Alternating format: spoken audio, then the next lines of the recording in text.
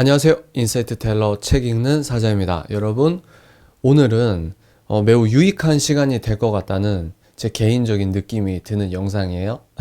영상 제목부터 제가 읽어드리겠습니다. 무슨 마음으로 교회에 헌금해야 하나요? 무슨 마음으로 교회에 헌금해야 하나요? 그리고 이제 부제로 목사 딸의 고민 상담이라는 제목인데요. 제가 이 사연에 대해서 이제 이분의 뭐랄까요? 그 사생활적인 부분이 있기 때문에 너무 자세히는 이야기하지 못합니다. 그러나 대략적으로 이 사연에 대해서 왜 이런 마음을 목사님 따님이 이런 마음을 이런 고민을 갖게 됐는지 제가 부연 설명을 일단 해드리도록 하겠습니다. 이분은 본인이 이제 목사님의 딸이에요.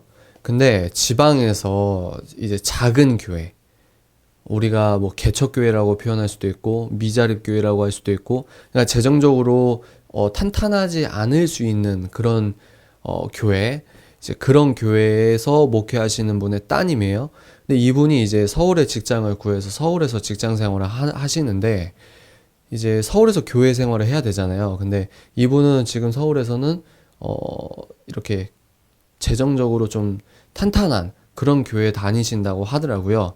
그러면서 이분이 예배드리면서 헌금을 할 때마다 드는 생각이, 지금 이분은 11조 헌금은 자기 아버지가 계신 그 작은 교회에 11조 헌금을 한다고 합니다. 그리고 1년에 대부분은 그 서울에 있는, 자기가 서울에서 다니는 교회를 가지만 주요 절기, 그러니까 중요한 예배라고 하죠. 요즘 애들은 이제 저를 비롯해서 요즘 애들은 절기라는 단어도 낯설 수 있어가지고, 그래서 뭐 크리스마스, 성탄절이나 부활절이나 뭐 성령 강림 주일이나 또 뭐가 있을까요? 뭐 선창식이 있는 뭐 예배나 이런 중요하다고 생각하는 예배 플러스 우리나라 고유 명절 있지 않습니까? 이런 명절 때는 이제 부모님 집에 내려가서 그 교회에서 예배 드리고 또 이분이 반주를 한다고 하더라고요. 그러니까 어떤 느낌인지 아시겠죠? 지금 미디어에서나 수도권에서는, 아무래도 이건 제가 나중에 더 구체적으로 이야기를 해드릴 텐데, 수도권에서는 인구가 밀집되어 있다 보니까 자연스럽게 교회가, 어느 교회는 쇠퇴하게 되어 있고 어느 교회는 막 찌질하게 가난하지만, 이 수도권에서 인구 밀집도나 이런 것들을 상관관계를 생각해 보면 대형 교회나 이 사람이 많은 교회는 필연적으로 나타날 수밖에 없는 구조적인 어떤 그런 역학을 갖고 있다고 저는 생각을 합니다. 그래서 그 미디어에서 지금 기독교 욕 많이 하잖아요. 거기에서 프레임화 시켜놓은 거 뭐냐면, 마치 목회자는 부자인 것처럼, 먹고 살만한 것처럼, 물론 그런 목사님들도 굉장히 많습니다. 그렇지만 더 힘들게, 정말 말도 안 되게 이렇게 살아가시는 목사님들이 더 많거든요. 비교할 수도 없이 많습니다. 근데 이제 여러분들이 이 영상에서 사연을 들으실 때 TV에서 말했던 그 세상에서 교회를 비판하는, 뭐 그 비판이 전부 다 틀렸다는 건 아닙니다. 근데 이제 그렇게 비판하는 프레임으로 목사 딸이라고 하면 그래도 먹고 살만 하겠지, 이런 식으로 생각하지 마시고, 뭐랄까, 여러분들이 자동차를 타고 가거나 버스를 타고 갈 때 어떤 상가교회나, 너무 극단적인 표현일 수 있지만 상가교회나, 그리고 정말 우리가 지나가면서 저 교회는 어떻게 운영이 될까라는 걱정이 되는 그런 교회, 우리가 그냥 지나치는 교회지만 너무나 어렵거나 그리고 풍족하지 않거나 기반이 탄탄하지 않은 교회가 더 많다는 거. 그리고 그 수많은 교회의 목사님의 가정의 자녀들, 그런 자녀들이 겪어야 되는 그런 것들이 좀 있거든요. 근데 이제 이 따님은 그나마 감사하게 서울에서 직장 생활을 하면서 이제 일종의 자기의 터전을 그렇게 잡아 나가고 있는 것 같더라고요. 이제 이 따님이 이제 다시 돌아와서 서울에서 예배드리고 헌금을 할 때마다 마음에 가책이 느껴진다는 거죠. 고민은. 그럼 왜 가책이 느껴지냐? 헌금을 자기는 하나님께 순수하게, 하나님 이 헌금을 받아주십시오, 이런 깨끗한 마음으로만 헌금하고 싶은데, 자기 마음에 자꾸 그런 생각이 든다는 거죠. 아, 그런데 이 교회는 누가 봐도 뭐랄까, 튼튼하고 크고 이런 교회인데, 그러니까 이 교회는 자기가 헌금을 꼭 하지 않아도 잘 돌아가는 게 눈에 보이는데, 자기가 헌금을 하며 할 때마다, 물론 11조나 뭐 절기 헌금은 아버지가 심호하시는 교회에 헌금을 하겠죠. 근데 이제 그럴 때마다 이제 걱정이 든다는 거죠. 아, 그래도 우리 교회, 그러니까 본 교회, 자기가 등록한 교회는 아버지 교회고 그런 게 있습니다. 그 이제 미자립 교회나 이제 꼭 미자립이 아니다 하더라도 이렇게 좀 규모가 작은 교회, 이제 특히 아버지의 따님, 아버지가 이제 목사님인 경우는 자식들이 다른 교회 등록하면 뭔가 배신한 것 같고 이런 그런 게 있거든요. 그러니까 이제 효녀이면서도 뭐 그건 이제 목사님 가정에 너무 특수한 환경이라서 저희가 보편적으로 이렇다 저렇다 판단할 문제는 아닌 것 같습니다. 여하간 그래서 그렇게 헌금할 때마다 이거는 이렇게 그 우리 본교회에 헌금했으면 좋겠는데 이런 생각이 드는 자신이 괴롭다는 거죠.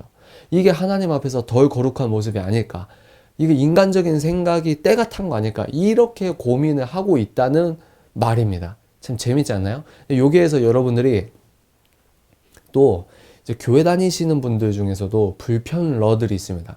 넌크리처는 뭐 논외로 하고, 교회 다니시는 분들도 뭐 하나님 헌금은 하나님께 드리는 거지 그런 생각을 하고 아주 인간적이구만 그런 단면적인 생각을 하시는 분들 때문에 많은 청년 크리스천 분들이 교회를 혐오하거나 아니면 아예 어른들과 대화의 담을 그냥 너무 극단적인데 여하간 그렇게만 보지 마시고, 이 당사자분도 그런 고민을 안 하셨겠습니까?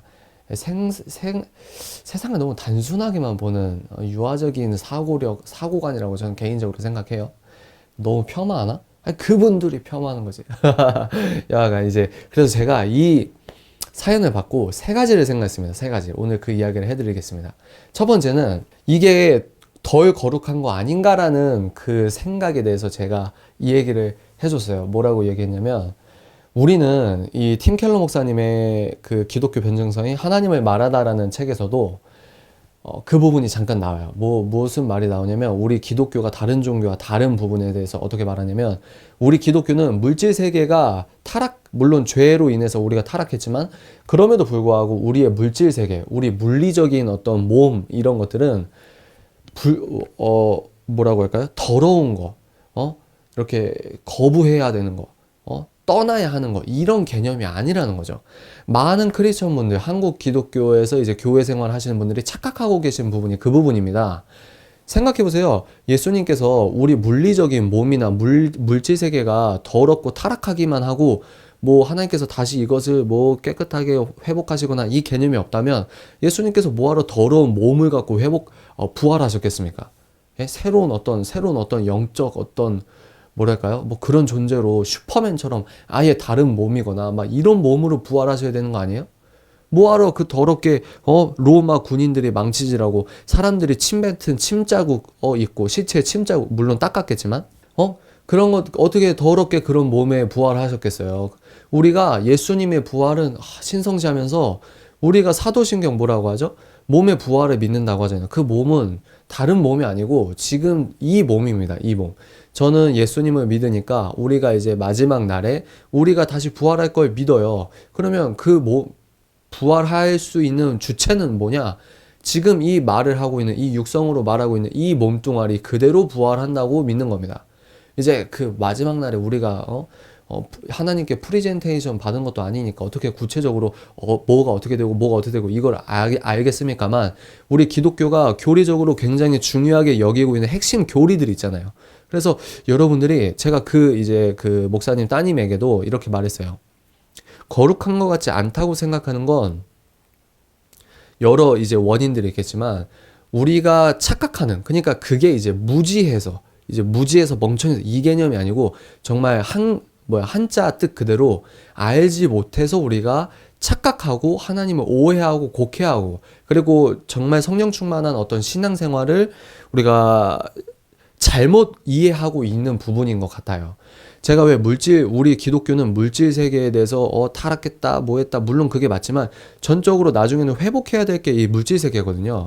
그래서 우리의 몸의 부활이나 또 이제 말세에 대해 이야기를 나중에 제 개인적인 생각도 여러분들에게 말씀드릴 수 있겠지만, 새 예루살렘의 어떤 새 예루살렘이 우리에게 내려온다고 하지 않습니까? 그거를 이제 성경을 어떻게 해석하냐, 새 예루살렘이 영적인 의미다, 아니면 유대인 출신 신학을 하시고 목사님으로 지금 사역하시는 분의 그 기독교 변증서나 어떤 이런 서적들을 보면 그분들은 우리랑 생각하는 틀 자체가 다릅니다. 이거 굉장히 중요한 부분인데 이건 나중에 따로 말씀드릴게요. 이제 그런 분들은 이 새 예루살렘이 진짜 도시, 우리가 서울 특별시 이것처럼 하나님께서 완벽하게 세팅하신 완전히 새로운 도시가 내려온다. 뭐 이렇게 해석하시는 부분도 있어요. 뭐가 맞겠습니까? 제가 뭐 어떤 막 말세주의자처럼 여러분 막 비행기 티켓 사시고 예루살렘으로 가십시오. 이런 건 아니죠. 그런 거는 옳지 못한 부분이 있습니다. 제가 여기서 얘기하려고 하는 건 뭐냐면 우리 기독교는 그렇게 물질 세계 하나님께서 완전히 이 세상을 회복하시고 이 예수님께서 왕 중의 왕으로 이 땅을 다스린다. 그 통치하신다. 이런 것들을 믿는 겁니다. 그러면 왕 이거는 우리가 피상적일 수 있어요. 그러면 이 단어를 변환해 보면 대통령이라고 한번 생각해 보세요. 바울 사도가 그리고 예수님의 제자들이나 초대 교부 시대 때 어떻게 순교를 하는 그 세상 법정에서 이 크리스천들을 그 감옥에 가두거나 죄인이라고 하는 그 특정 프레임이 뭘까요? 황제보다 더 상위 개념이 있다. 저 사람들은 황제를 섬기는 것보다 자기들이 왕이라고 하는 다른 왕을 섬긴다. 다른 신을 섬긴다. 이거 아닙니까? 그때 당시에는 황제가 곧 신이었으니까. 지금도 똑같아요. 우리는 하나님의 백성, 하나님의 시민 백성. 이 말은 대통령 중에 대통령, 모든 전 세계 대통령 중에 최고 이 대통령 권한 아주 초월적인 왕 대통령이 예수 그리스도라고 믿는 사람들입니다. 그러면 여기에서 이 말을 들으면 넌크리스천들은 야, 쟤네 진짜 소위 시쳇말로 또라이네 이렇게 할 수 있는 거예요. 그렇게 취급을 당하면서도 우리의 믿음을 잃지 않은 게 이 시대에 그리고 지금까지 예수님이 부활하시고 나서 우리가 지금 믿고 있는 크리스천들의 본분이라고 생각하거든요. 제가 계속 뭘 주제하고 싶었냐면 그만큼 물질 세계에서 우리가 활동하는 그러니까 우리는 속세에서 떠나라 산속으로 들어가라 이게 아니고 니네들이 성령 충만하니 세상 속으로 들어가서 나의 뜻을 전하고 제자를 삼아라 이게 이제 예수님의 지상 명령 아닙니까? 마지막에 지상 명령. 그러니까 우리는 필연적으로 성령 충만하다 보면은 성령 충만하고 성령 충만할수록 세상 속으로 들어가서 예수님의 향기를 나타내는 사람이에요. 그러면 그 세상 속이라는 말은 물질 세계라는 말입니다. 물질 세계. 그리고 하나님께서 우리가 이제 종국에는 하나님이 예수 그리스도께서 심판하시고 이 세상을 심판하시고 하나님의 이제 천년왕국이라고 하나요? 이런 단어 자체가 이단이 너무 뺏어가서 들으면은 막 깜짝깜짝 놀라지만 저는 정통 교리를 따르는 개신교도인입니다. 개신교도인입니다. 크리스천이에요. 그래서 우리가 놓치고 있는 맹점이다. 그게. 이제 계속 제가 말이 길어지는데 이게 제가 영상을 찍다 보면 이런 게 다듬어질 겁니다. 그런 거 감안하시고 이해해 주세요. 제가 하고 싶은 말은 그겁니다. 내가 교회에 헌금을 해요. 하나님께 헌금을 하는 거죠. 하나님께 헌금하는 것은 하나님께서 그 마음을 아신다고 생각해요. 제가 전문적으로 신학을 하거나 교회의 어떤 경영에 대한 학설을 제가 공부한 건 아니지만 제 개인적인 신앙관입니다. 저는 어떻게 생각하냐면 하나님께 헌금을 드리는 것도 오케이. 근데 그 내가 드리는 거 그러면 우리는 많은 평신도분들이 헌금하고 나서 그리고 이제 축도 끝나고 폐회 송영 나오면 이제 일어나서 교인들이랑 인사하고 이제 식당에 밥 먹으러 가시거나 이제 주차장에 가가지고 집에 가시거나 이러면 땡이에요. 근데 실질적으로 교회 재정을 담당하시는 집사님이나 장로님이나 어떤 그 평신도 전문 전문 이렇게 직분자분들은 헌금을 갖고 그 봉투에 있는 돈을 꺼내서 세고 그거를 이렇게 나누고 집계하는 사람이 있어야 될 거 아닙니까? 그게 진짜 교회 경영이거든요. 그러니까 우리가 이걸 너무 이분법적으로 생각하면 안 되고요. 내가 하나님께 드린 헌금이 종국에는 그 봉투에 있는 돈을 꺼내서 돈 세는 거를 여러분들이 이미지화 해보세요. 그러면 좀 이질적인데? 저건 좀 불경스러운 거 아닌가? 우리가 암묵적으로 너무 피상적으로 평소 생각해 왔던 것들 때문에 교회 경영에 대한 것과 하나님을 사랑하고 우리가 하나님께 헌금 드리는 것을 너무 별개로 생각하고 있다는 말이죠. 하물며 목사님 따님도 이해가 되시죠? 근데 저는 그게 올바르지 않다 이건 아니고 우리가 이제 이런 이해를 겸비하면 맞아 우리가 추상적으로 피상적으로 생각하는 것들에 대해서 실체화되는 거죠. 교회 경영이 다른 말로 하면 뭡니까? 교회 주인은 예수 그리스도시라고 하는데 그러면 예수님께서 주인이시니까 교회가 어떻게든 돌아가겠지. 이거는 유아적인 수준 전 그렇다고 생각해요. 근데 교회가 경영되려면 돈이 있어야 될 거 아닙니까? 교회가 전기세를 내야 될 거 아니에요. 교회가 뭐 난방비나 또 수도세나 뭐 어떻게 뭐 그런 거를 내야 될 거 아닙니까? 그러면 교회가 돈이 필요한 거 아닙니까? 그리고 교회가 측정한 목사님께 생활비도 지급해야 될 거 아닙니까? 그리고 교회가 성도님들과 이제 뭐랄까 교회적으로 선교하는 어떤 자선이나 이런 것들에 다 뭐가 필요해요? 돈이 필요해요. 우리가 기도도 필요하죠. 기도가 더 필요한 부분이 또 있죠. 근데 기도만 해서 됩니까? 그게 지금 제가 여러 가지 생각하는 부모 세대 크리스천 분들이 청년 세대에게 설득력 있는 복음을 설파하지 못했다고 생각하는 이유 중에 하나가 구체적인 어떤 실체화를 청년들에게 못한 거 아닌가. 그러니까 청년들이 그런 생각을 전혀 하지 못해서 교회가 당연히 필요한 부분을 불건전한데 거룩하지 않은데 너무 세상적인데 이런 식으로 착각하게 만든다는 거죠. 곡해하게 만든다는 거예요. 이 중간 다리에서 이 브릿지 역할에서 세상 언론이 거기에 물을 붓는 겁니다. 기름을 붓는 거죠. 물론 틀린 부분, 사건, 사고 이런 것들이 많습니다. 그것들은 비판하고 우리가 바꿔야 되는 것도 맞고요. 그러나 제가 알랭드 보통의 뉴스의 시대에서 뉴스의 시대라는 책에서 제가 언급한 적도 있지만 뉴스라는 것은 항상 그 비판과 부정적인 의견을 계속 소개해야 뉴스가 돈을 벌거나 어떤 뉴스가 자생할 수 있는 언론이 자생하고 먹고 살 수 있는 어떤 그 크나큰 그런 것들이 있거든요. 그러니까 세상 사람들은 말합니다. 교회가 또 일부라고 한다. 그 비판도 겸허히 수용하고 유의미한 부분이 있겠지만 그럼에도 불구하고 더 많은 교회가 눈에 안 보이게 뉴스에 나오지 않지만 자선하고 사회에서 덕이 될 수 있는 행동들을 하는 것들이 굉장히 많거든요. 이해가 되시죠? 그러니까 말이 또 길어졌는데 목사님 따님에게 제가 그런 거죠. 첫 번째, 거룩하지 않은 게 아니다.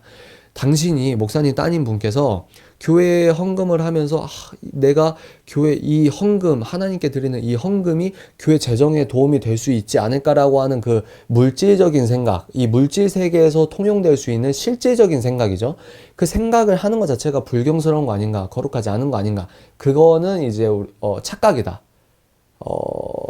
그거는 아니다. 제가 그런 이야기를 했습니다. 여러분들도 제가 어떤 의미로 말씀드리는지 이해를 조금은 하셨다고 생각을 해요. 당연히 하나님께 드리는 건 하나님께 드리는 거고 그 돈은 당연히 교회 경영에 대해서 쓰임 받아야 되는 겁니다. 교회가 알아서 뭐 교역자들 생활비나 교회가 알아서 자선하거나 교회가 알아서 세금 내거나 이거는 교회가 할 일이고 성도 입장에서 하나님께 헌금한다. 나는 여기까지만 생각해야 거룩한 거야. 이거는 우리가 그렇게 생각할 필요는 없다. 저는 개인적으로 그렇게 생각을 합니다. 그리고 이거는 특수한 환경이죠.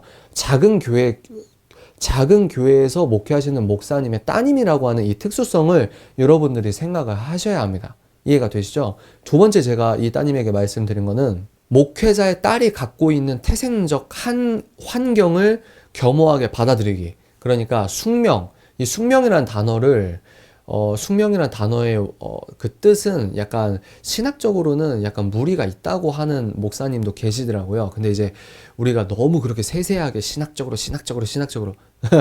저도 신학 서적을 많진 않지만 읽고 있습니다. 그러니까 그렇게 우리가 부드럽게 좀 넘어가자고요. 알겠죠? 그래서 우리가 그 숙명을 받아들이자 이렇게 좀 생각하면 될 것 같아요. 제가 여기에서 예를 들었던 건 뭐냐면 제 전공이 뮤지컬입니다. 뮤지컬 예술학과 뮤지컬 대학원도 그거 빨리 그 졸업을 해야 되는데 제가 예를 든 건 그거예요. 뮤지컬을 제가 학사를 땄지 않습니까? 그러면 그 이후에 제가 만약에 공연을 보면 공연을 순수하게 관람할 수 있을까요? 아니요. 제가 뮤지컬을 보면 스텝이 저렇게 했구나. 이번에 무대 디자인은 이렇게 했구나. 이 조명 무빙이라고 하거든요. 이렇게 기계적으로 돌아가는 거. 조명 무빙이 몇 개나 들어갔네. 이건 투자를 어느 정도 받았나 보다. 이 정도면 뭐 기획사에서 순수익 뭐랄까 제가 기획적인 일도 좀 했습니다. 그래서 이거는 딱 보면 이건 유료 관객이 어느 정도 나와야 되고, 아, 그러면 이건 스타 캐스팅을 했으니까 얘 몸값이 얼마라고 한다면 수지 타산을 따져볼 때 최소한 이렇게 해야 되고, 그러면 흑자고 아니고, 공연 보면서 그런 생각 한다 이겁니다. 그리고, 배우들이 이렇게 나와요. 그러면, 아, 저 배우 뭐, 평소 사생활, 뭐 이런 거나, 저 배우는 쪼가 너무 심하네? 저 배우는 대중에게는 유명하고 대중에겐 칭찬받지만 우리가 전공자 입장에서 볼 때는 이런 것들이 부족하지 저런 것들이 부족하지 쓸데없는 생각들이 계속 나온다 이겁니다. 쓸데없는 생각은 아니죠. 그러면 제 입장에서도 막 안타까울 때가 살짝 있었어요. 뭐요? 아, 나도 좀 순수하게 영화나 뮤지컬이나 어떤 순수하게 연극이나 이런 것들 소비하고 싶다. 차라리 몰랐을 때는 그냥 순수하게 이야기만 보잖아요. 근데 제가 뮤지컬을 전공한 이상 예술학과에서 공부를 한 순간부터 그거는 어린아이와 같은 생각이라고 생각합니다. 어쩔 수 없이 제가 이제 받아들여야 될 것들을 받아들여야 되는 게 맞다고 생각해요. 그냥 근데 또 반대로 여러분 또 생각을 해보세요. 예술을 전공하지 않은 분들이 뮤지컬을 볼 때는 순수하게 이야기에만 집중하거나 순수하게 배우, 자기가 좋아하는 배우나 뭐 이런 것들 집중할 수 있겠죠. 근데 그게 그 문화 공연을 100% 순수하게 영위했다? 이거는 좀 달리 해석할 수 있는 부분이 있습니다. 왜냐면 그거는 자기가 몰라서 그렇게만 이렇게 본 거지. 그렇다고 제가 예술을 전공한 제가 어떤 영화나 공연을 볼 때 제가 이렇게 무빙이나 뭐나 이런 조명이나 연출이나 뭐 이번에 동선이 저렇게 했네. 이런 것들을 제가 생각한다고 해서 그 공연을 제대로 이해하지 못한 걸까요? 어떤 의미에서는 제가 비전공자보다 몇 배나 더 많은 그 공연에 대한 의미를 해석하고 그 공연을 제대로 씹어 먹었다고 볼 수도 있는 겁니다. 알면 알수록 그 공연에 대해서 잘 알고 있다고 볼 수도 있는 겁니다. 잘 공연을 관람했다라는 개념이 그렇게 다를 수 있다는 걸 의미하는 거예요. 그것처럼 이 목사님 따님을 생각해 볼 때 평신도 분들은 교회가 어떻게 운영되는지 모릅니다. 그리고 큰 교회는 제가 잘 모르겠어요. 근데 이제 작은 교회, 미자립 교회, 개척교회라고 하는 이 작은 교회들은 일반 성도님들이 그게 어떻게 운영되는지 잘 모르십니다. 목회자 가정만 이렇게 힘든 부분이 있거든요. 그러니까 예를 들어 평생 동안 그러니까 이제 관에 들어가서 이제 그 사람이 목회자분이 임종을 맞이할 그 순간까지 태어나서 한 번도 제대로 측정된 생활비를 지급받지 못하고 교회 이제 목회를 은퇴하신 목사님도 굉장히 많거든요. 제가 어떤 부분에서는 그 목회 은퇴하신 목사님 중에 80% 이상이 폐지를 죽는다는 아주 서글픈 그 보도 자료도 본 적이 있습니다. 이제 그거는 평신도 분들이 잘 모르는 영역이죠. 근데 그 목회자, 그런 교회 생활에서 이제 평생 자라왔던 따님이 갖고 있어야 되는 환경적 숙명은 뭐냐면 눈에 보인다는 거죠, 이게. 이 서울에서 큰 교회에서 예배를 드려도 우리 교회, 자기 부모님이 계신 교회가 눈에 선하다 이겁니다.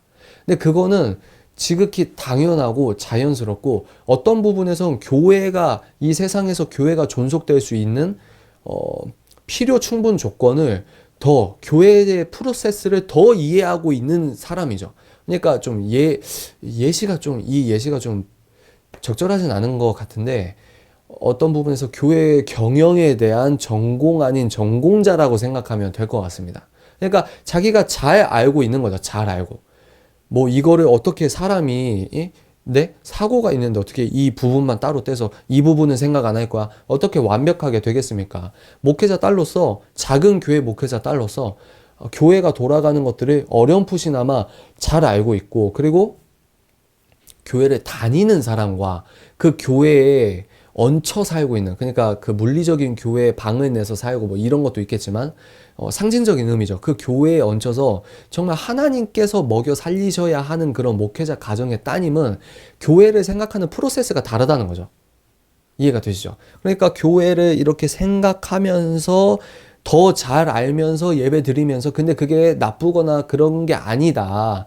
사도행전에 초대 이제 예수님의 그 직속 제자 있잖아요. 12제자. 마띠아까지 뽑혔으니까 유다 이제 죽고 그 제자들이 예수님의 사역을 열심히 하면서도 너무 바쁘다 보니까, 그러니까 그게 필연적이라는 거예요. 예수님의 말씀을 전하는 것과 이제 사람들이 모이니까 이 사람들을 관리해야 되는 실질적인 경영을 해야 될 거 아닙니까?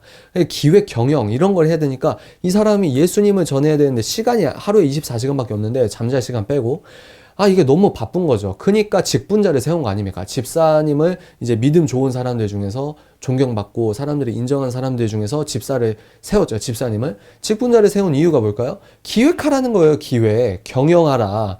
이제 땅을 팔고 뭐하고 재산을 이렇게 갖고 오면 성도들 중에 뭐가 부족하고 공용했잖아요. 재산을 나누고 없는 물건 같이 쓰고, 그러면 그거를 기획하고 판단하고 이런 행정적인 문제를 누가 할 겁니까? 집사님이 하는 거예요. 그게 모르고 있다, 잘못됐다, 세속적이다 이렇게 생각하면 안 되고, 교회가 운영되기 위해서는 반드시 그런 재정적인 분야가 필요합니다. 물질적인 회계나 경영이 필요하다 이겁니다. 첫 번째랑 두 번째랑 약간 이어지는 부분이 있어요. 그래서 목사님의 따님 입장에서 생각할 수 있는 전공 아닌 전공적인 지식이 있다. 근데 그거는 나쁜 게 아니다. 그것을 겸허히 받아들이시라. 제가 이걸 두 번째로 말했고, 세 번째는 여기에서 제가 책 소개를 하나 하려고 합니다. 어떤 책이냐면 짜잔, 랍비 예수 보이시나요? 랍비 예수. 국제제자 훈련원에서 나온 책입니다. 이상한 책 아니에요. 어른분들이 지금 이제 나중에 대체 신학에 대한 이야기도 할 텐데, 대체 신학, 그리고 이제 뭐랄까, 믿음, 할렐루야, 뭐 우리 어머니 아버지 세대 플러스 할머니 세대 분들은 이런 랍비 예수 이러면 어떻게 예수 그리스도께서 왕 중에 왕이시지 랍비라는 단어를 쓸 수가 있느냐 이러면서 너 이상한 놈 아니냐 그런 분이 있겠지만, 이거는 국제제자 훈련원 아시죠? 굉장히 이상한 교단이 아닙니다. 이상한 출판사가 아니고요. 검증된 출판사에서 나온 겁니다. 그리고 이 책의 추천사나 이런 것도 여러분들이 훌륭하다 생각하는 여러 기독교 단체나 기독교 신학 교수님이나 그런 분들이 추천사를 써주셨어요. 읽어볼까요?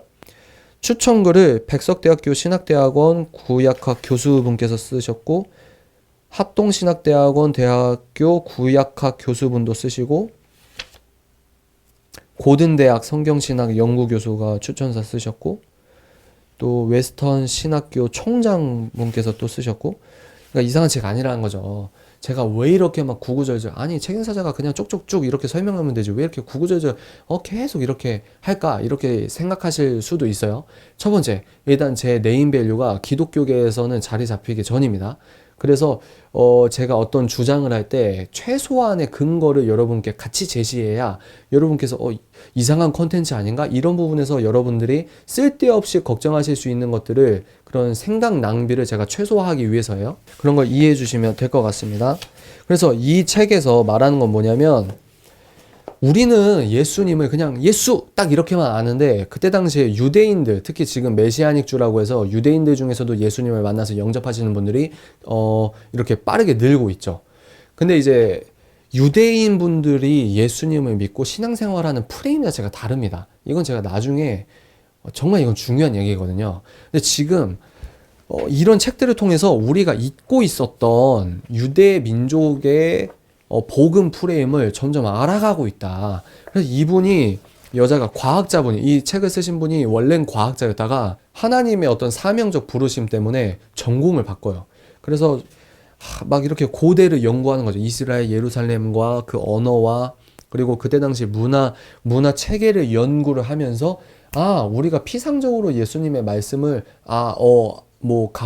가나다라 이렇게 그렇게만 연구하고 그렇게 설교하고 그게 맞다고만 생각했는데, 그때 당시 문화적 배경과 그때 당시에 사람들의 어떤 지식체계, 특히 유대인들, 그러니까 이 작가분이 탁 논지하는 게 뭔지 아세요? 초반에 논지하는 건, 여러분 왜 베드로가 초창기에 설교했을 때는 2,000명, 3,000명이 회개를 했는데, 바울이 고린도나 다른 도시에 갔을 때는 왜 그만큼의 숫자, 엄청난 부흥, 엄청난 회심이 안 됐을까요? 이렇게 질문을 던지면서, 왜 그러면 베드로가 설교했을 때 그랬냐? 이 유대인들은 구약 시대 때부터 쭉 메시아에 대한 퍼즐이 있었단 말이죠.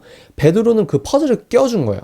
그러니까 이 사람들이 그분이 메시아였구나. 그리고 이 사람들은 예수님께서 골고다 언덕에 올라가시고 십자가 못 박혀 죽으셨던 그 사건이 예루살렘 그 시티, 지금은 서울특별시가 1,000만 이러지만 그때 당시엔 인구학적으로 굉장히 인구가 많지가 않았습니다.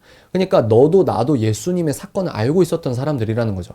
그러니까 베드로가 이 사람들이 또 예수님이 죽고 나서 사람들이 이 하나님의 아들이었다 막 이런 것들 있잖아요. 막 탄식하는 사람 있고 후회하는 사람이 있었고. 그러니까 우리가 그때 당시에 정확한 사정은 모른다 하더라도 베드로가 설교했을 때 이 사람들의 마음이 찔릴 수밖에 없는 양심에 찔림 플러스 구약적인 토라에서 말하는 그 메시아, 자기들이 기다리던 메시아의 퍼즐이 완벽하게 맞춰지면서 이거는 예수 그리스도께서 살아계신 하나님의 아들이었고 우리의 메시아다. 이 퍼즐이 맞춰지면서 그 마을 자체에 큰 부흥이 일어났다. 그러나 이방인 위주에서 설교를 했던 바울 입장에서는 이방인들은 그 토라나 구약이나 자기가 기다렸던 메시아 상이라는 이 지식 체계 자체가 없었기 때문에 그렇게 부흥이나 이런 것들이 양적으로 이게 비례적으로 수반하지 않았다 이렇게 설파하시는데 저는 굉장히 논리적이라고 이거 정말 괜찮네 맞는 말이네 이렇게 생각을 합니다. 또 이분이 뭐라고 말하냐면 저도 예루살렘 갔을 때 실로암 연못이라고 하는 그 관광 코스가 있습니다. 이렇게 좁은 그 수로 같은 그 컴컴한 물을 걸어가면서 마지막에 개울가 같은 게 나오는데 그게 실로암이래요. 그래서 제가 생각할 때 저건 아닌 것 같은데 뭐 실로암이 이렇게 막 코딱지만 하다고? 이런 게 있었는데 아니나 다를까 지금 이 책에서는 최신 고고학적 자료들을 최신이라고 해서 검증이 안 된 그런 얘기가 아니고 검증이 된 최신 고고학적 검증된 자료들까지 여기에 집어넣은 거예요. 여기서 말한 거 뭐냐면 실로암 연못이 여러분 발굴이 됐습니다. 이건 나중에 또 찍어야겠네 세상에. 예루살렘 그 올드시티인가요? 그 하여튼 무슨 수도공사인가 도로공사다가 뭐가 딱 걸린 거죠. 그래서 이거를 고고학자들이 찾아보니까 세상에 실로암 연못으로 가는 실로암 연못으로 가는 계단이었나? 그래서 이걸 다 발굴하고 조사를 해보니까 세상에 실로암 연못의 실제 크기가 저수지만 하다 뭐 이런 것들 이런 목사님들 책 좀 읽으십시오. 너무 교만합니다, 여러분. 제가 이렇게 교만합니다. 여하간 이런 책에서 실로암 연못이 어떻게 발견됐나 이런 것도 있고 그러니까 이 작가가 주장한 건 뭐냐면 우리가 지금 알고 있는 신약과 예수님의 말씀에 대한 부분은 굉장히 부분적일 수 있다. 이 당시의 시대적인 그러니까 유대인들의 유대교를 무조건 선망하라 이게 아니고 유대교에서 말하고 있는 이런 설교 그러니까 예수님 이전에 훌륭한 랍비들이 했던 그 설교의 어떤 프레임이라고 할까요? 근데 예수님께서 설교하실 때, 예수님도 유대인이었으니까, 그리고, 그 제자들도 이 책에서 이야기하는 게 뭐냐면, 제자들도 그 사도행전에서 성령 체험을 하고 나서도 유대 명절이나, 그러니까 유대교 형식을 다 지키잖아요. 그죠? 그러니까 예수님이 설교하실 때도 유대인들이 이해할 수 있는 훌륭한 랍비들이 설교했던 이런 것들의 연장선으로 그걸 재료로 쓰셔서 설교를 했다는 겁니다. 그러면 어떻게 예수님 신이신데 어떻게 저렇게 이전에 훌륭했던 랍비의 설교의 어떤 프레임을 인용해서 설교를 했다 그래? 정말 너무 슬프다. 그거는 여러분들이 그만큼 추상적으로 신앙생활을 해왔다는 것을 반증합니다. 그러니까 여러분 그렇게 추상적으로 신앙생활 하시면요 이 믿음의 기반이 반석이 아니고 모래 위에 있는 거예요. 그래서 현실적인 문제 앞에서 픽픽 쓰러지면서 누구 성도한테 상처받았어 나 예수님 떠날게 어떻게 예수님 믿는 사람이 저렇게 살 수 있어 이런 유아적인 사고체계를 벗어날 수가 없는 겁니다. 그래서 말이 길어졌어. 세상에 말이 너무 길어졌는데 이 책에서 말하는 게 자선입니다. 자선. 제가 이 얘기를 하려고 여기까지 온 거예요. 그래서 여기 보면요, 여러분, 유대인들 히브리 말로 아인토바라는 단어가 있습니다. 아인토바. 아인토바가 무슨 뜻이냐면요, 좋은 눈을 뜻해요. 좋은 눈. 근데 이 좋은 눈은 어떤 걸 의미하냐? 남의 필요를 살피고 가난한 자에게 넉넉하게 베푼다는 뜻이라고 합니다. 근데 제가 꼭 이 라삐에수라는 책 말고 대중서적으로 유대인들에 대한 책이 있어요. 유대인들이 뭐뭐 하는 뭐 몇백 가지 이유인가? 그게 2권으로 나온 책인데 그게 잠시만요. 제가 그 청년 시절 때 읽은 책이거든요. 근데 이제 제가 뭘 말하려고 하냐면 유대인들이 진짜 중요하게 생각하는 것 중에 하나가 자선입니다. 자선. 하나님께서도 구약시대 때 모세에게 이제 율법을 알려주시면서 꼭 이 사람들이 약간 벙졌을 것 같아요. 이집트에서 노예 생활에 젖어 있던 사람들이 놀란 부분이 뭐냐면 자선에 대한 거죠. 남을 돕는 거. 가난한 사람을 돕는 거. 하나님께서 아주 디테일하게 되게 낯설게 생각하기로 바라보면 그 되게 특이한 거예요. 신께서 막 알려주시는데 거기에 빠뜨리지 않고 가난한 사람을 어떻게 구제해야 되는지의 그 가이드라인을 빼놓지 않고 착착착착 넣는 거죠. 되게 신기하지 않나요? 그 영원하신 무궁하신 우주를 창조하신 하나님께서 착착착착 아주 세세하게 야 이렇게 도와야 되고 저렇게 도와야 되고 무슨 말이냐? 자선이 그렇게 중요하단 말입니다. 이 책에서도 그 챕터가 있어요. 제가 읽어드릴게요. 토라의 핵심 가르침, 가난한 자를 보살피는 것은 수천 년간 유대교에서 중추를 이루는 사상이었다. 유대인들은 과연 어디서 이런 사상을 가져왔을까? 바로 토라에 있는 하나님의 독보적인 계명들이 그 출처였다. 쭉쭉 하고 이스라엘 주변국 신들의 주된 관심사는 희생 제물과 의례였다. 그러니까 우상 숭배했던 로마나 그 주변 국가들의 신들이라고 하는 그 신들이 되게 중요하게 생각한 건 희생 제물과 의례였다는 거죠. 근데 그거는 종종 도덕적이지도 않았고 종종 질릴 정도로 변덕스럽고 잔인했다. 그러나 이스라엘의 하나님은 자신에 대한 경배와 이웃에 대한 긍휼을 결부시켰다는 것이다. 이게 굉장히 중요한 말이죠. 그러나 하나님이 요구하신 건 의례뿐이라고 사람들이 믿기 시작하자 그분은 선지자들을 보내 가난한 자에 대한 공의가 자신의 최대 관심사임을 일깨우셨다. 이는 또한 예수님의 가르침의 핵심이기도 했다. 예수님의 가르침의 핵심이기도 했다는 거죠. 뭐가요? 가난한 자들을 보살피는 거.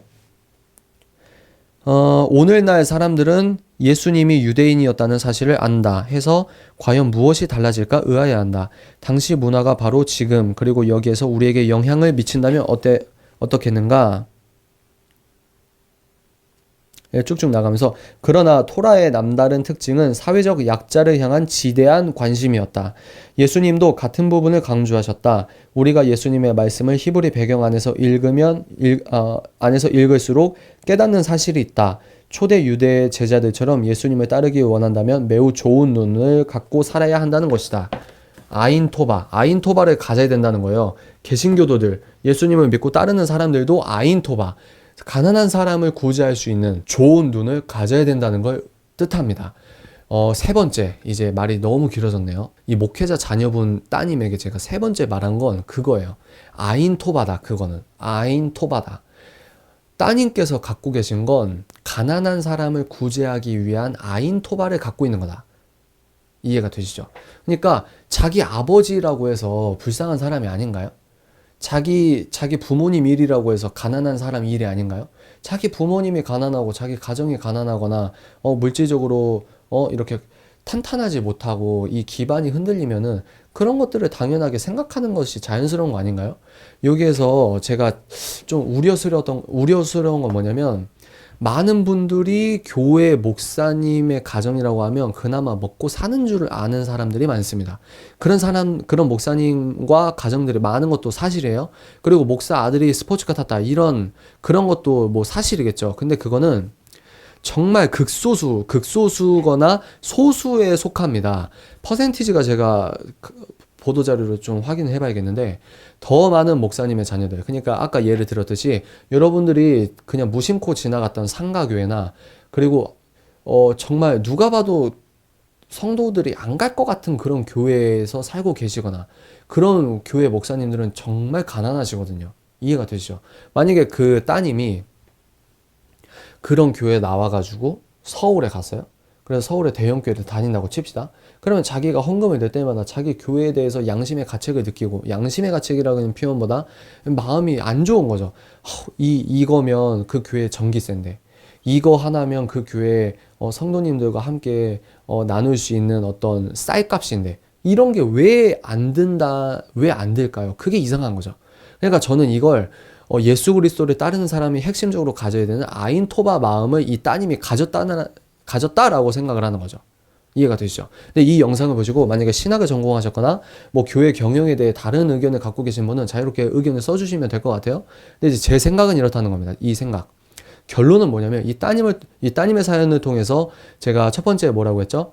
우리는 물질적인 세계를 너무 타락한 것으로 무조건 타락하고 이건 떠날 거야. 이렇게 생각하는 건 잘못됐다. 하나님께서 우리 몸의 부활과 그리고 새 예루살렘의 도래와 그게 어떤 것일지는 이제 신학적으로 갈리는 부분이 있지만 그러니까 그 따님이 교회 헌금을 하면서 하나님께 헌금하면서 이 돈이 교회 경영에 어떻게 쓰여질까 하는 그 인간적인 생각, 그 인간적이라는 생각이 죄된 생각 아닐까라고 하는 건 착각이다. 우리가 무지에서 곡해하고 있는 부분이다. 교회 경영에 실질적으로 돈이 필요한 건 맞아요. 그러니까 그동안 판타지적으로 생각했다는 거죠. 판타지적으로. 종교적으로 생각했다는 겁니다. 판타지적으로. 교회는 어떻게든 운영이 되겠지라고 생각하면서 실질적으로 돈 얘기하면 이상하게 쳐다보는 거예요. 그게 판타지적으로 한쪽으로 쏠려 있는 거거든요. 그러니까 그런 부분 제가 말을 했고, 두 번째는 자기의 환경을 받아들여라. 숙명 얘기를 했죠. 제가 전공자가 공연을 관람하는 게 더 잘 관람하는 걸 수 있다. 이렇게 이야기하면서 목사님 따님이 갖고 있는 전공 아닌 전공자의 눈으로서 보는 거는 자연스러운 것이고 그것을 받아들여라. 세 번째는 뭐죠? 아인토바. 당신이 그렇게 생각하는, 당신이 그렇게 걱정하고 있고 그렇게 마음이 쓰이는 건 나쁜 마음, 인간적인 마음이 아니고 하나님의 성령 충만에 의거한 아인토바, 좋은 눈을 갖고 있는 거다. 구제, 가난한 사람에게 신경 쓰이거나 가난한 교회, 다 똑같은 교회인데 한국의 교회가 얼마나 많습니까? 근데 특히 자기 아빠가 교회 목사님인데 작은 교회 목사님이라는 거죠. 그러면 그 교회 다니시는 성도님이나 그 교회를 경영하시는 목사님의 어떤 교회 재정, 교회 경영적인 부분에 자기가 도움을 드릴 수 있다는 그런 따님의 생각은 가난한 사람들, 그리고 하나님의 품 안에서 물질적으로 단단하지 못하거나 금방이라도 무너질 수 있거나 전기세 3달 밀리거나 뭐 이런 부분이 있을 거 아닙니까? 그러니까 그런 부분은 아인토바의 영역이기 때문에 양심의 가책을 느낄 필요도 없다. 제 개인적으로는 그건 거룩하지 않다는 개념이 전혀 아니라고 생각합니다. 말이 너무 빨랐나? 결론은, 그래서 여러분들에게 이 영상을 찍으면서 제가 여러분들에게 말씀드리고 싶은 결론은, 우리가 거룩이라고 착각하고 있는 종교적 판타지를 거두자는 겁니다. 특히 청년분들, 이제 아버지 어머니 세대는 10년 안에 은퇴해요. 은퇴하면 사회에서 은퇴하고 딱 이제 실질적으로 소비할 수 있는 소비력이 떨어지면 그 세대는 보지도 않습니다. 이제 지금 20대, 지금 30대가 이제 40대, 30대로 올라가면 얘네들이 연봉이 점점 올라가고 얘네들이 구매력이 있는 세대이기 때문에 정치나 어떤 기업들이나 모든 광고나 어떤 마케팅 타깃이 아빠, 엄마 세대가 아니고 우리 세대로 내려온단 말이죠. 우리가 이제 그러면 우리가 소비력을 갖고 돈이 좀 있다는 거죠. 쓸 수 있다는, 경제력이 있는 세대가 우리가 되는데, 우리가 이제 교회의 중추 역할을 하고 우리가 교회 경영을 담당해야 되는 세대란 말이죠, 우리가. 그러면 여러분들이 종교적 판타지를 갖고 그냥 계속 이런 식으로 살다가 썬데이 크리스천으로서 그런 식으로 살다가 10년, 5년 지나면 교회 경영은 자기가 손을 떼버린다는 말입니다. 어떻게든 되겠지. 뭐 어른들이 뭐 알아서 하겠지. 이런 마인드의 프레임이 계속 진행되면 교회가 그렇게 무너져 가는 거예요. 이해가 되시죠? 그러니까 교회 내가 왜 건축 헌금을 해야 하는지, 물론 건축 헌금을 하시라 막 이런 말이 아닙니다. 예를 드는 거예요. 내가 왜 선교 헌금을 해야 되는지, 내가 왜 교회에 이렇게 물질적으로 섬겨야 하는지, 내가 왜 내 시간을 투자해서 자원봉사하면서 교회 교통정리 앞에서 그 교통봉을 흔들어야 되는지, 이렇게 우리가 추상적으로 생각하는 교회 봉사와 교회 경영과 교회가 운동력 있게 움직일 수 있는 그런 것들이 왜 어떻게 되는지, 그거는 나의 실질적인 물질의 투자, 시간의 투자, 마음의 투자, 물질적인 몸뚱아리의 투자라는 거죠. 이 추상성을 거두고 이 판타지성을 걷어서 선명하게 성령님께서 보여주시는 이 선명한 그 교회의 경영에 대한 이해를 깨달으시라. 그게 이제 30대 그리고 20대 후반 5년 10년 되면 여러분들이 교회의 중추가 되는 거거든요.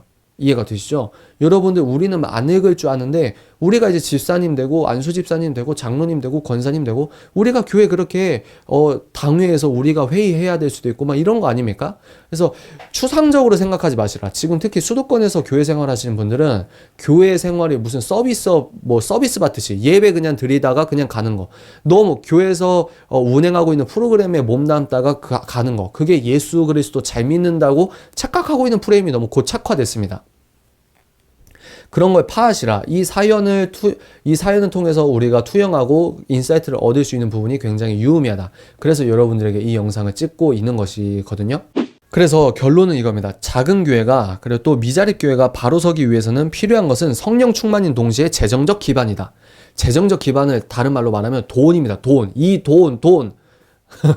또 여러분 웃긴 게 뭔지 아세요? 음모론자들은 제가 이렇게 했잖아요. 이게 프리메이슨의 마크입니다. 그러면 돈입니다. 돈 이렇게 하면 책 읽는 사자 프리메이슨 눈깔 모양을 형상화했다 이러면서 책 읽는 사자 프리메이슨 아니야. 그런 추리력으로 성경 좀 더 읽으십시오. 여하간 그래서 제가 할 수 있는 말은 이 명징한 사실을 덜 거룩하거나 속물적이다라고 폄하하지 마시고 유아적인 그리스도 안에서 유아적인 사고관을 탈피하셔서 장성한 사고관으로, 장성한 복음의 사고관으로 여러분들이 교회 생활을 하시라. 너무 단순하게만 생활하지 마시고 디테일하게 이제 실체화해서 교회가 어떻게 운영이 돼야 되는지, 대한민국에서 교회가 지금 사회적으로 이미지가 이렇게 안 좋아지고 있는데 어떻게 하면 교회가 더욱더 굳건하게 설 수 있는지, 그러면 그 첫 시작은 여러분부터 그 생각의 전환을 가져와야 된다. 우리가 목사님의 따님의 사연 너무나 아름답지 않습니까? 저 개인적으로는 굉장히 아름답다고 생각을 합니다. 그래서 그 목사님 따님도 혹시 이 영상을 보고 계시다면 힘내십시오. 아인토바 아주 훌륭한 눈을 가졌다고 생각합니다. 저도 그 마음을 보고 배우겠습니다. 오늘은 이 사연을 통해서 우리가 이런 이야기를 해봤습니다. 여러분 이 영상 보시고 좋다고 생각하시는 분들은 적극적으로 공유해 주시고 구독하기 버튼 눌러주시고 또 크리스천 청년분들이나 그리고 자기가 생각할 때 이 영상 보시면 너무 좋아하겠다고 생각하는 직분자분들, 부모 세대 크리스천분들에게 적극적으로 이 채널을, 책 읽는 사자를 알려주시면 감사하겠습니다. 오늘은 여기까지 할게요. 정보다움 통찰 인사이트 텔러 책 읽는 사자였습니다. 뿅!